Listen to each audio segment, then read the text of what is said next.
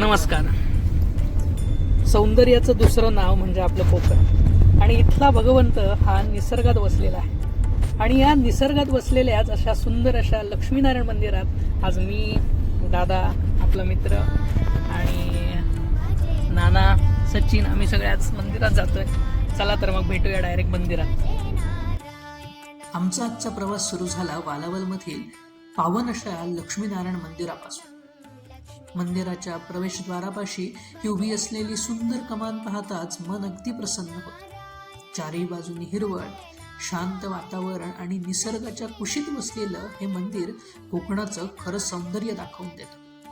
मंदिरात प्रवेश करताच लक्ष वेधून घेतात त्या ह्या लाकडापासून कोरलेल्या विविध देवी देवतांच्या मूर्त्या आणि पारंपरिक पद्धतीने बनवलेलं लाकडी छत.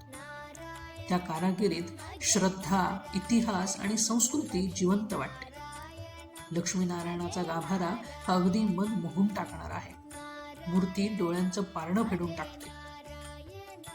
लक्ष्मीनारायण मंदिरात आम्ही भगवंताचे दर्शन घेतले आणि मंदिराच्या बाजूला असणाऱ्या तलावापाशी जाऊन बसलो.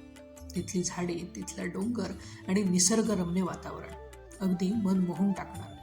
वाटेत येताना कलेश्वर मंदिरात कलेश्वराचं दर्शन घेतलं आणि आम्ही आमच्या परतीच्या प्रवासाला निघालो.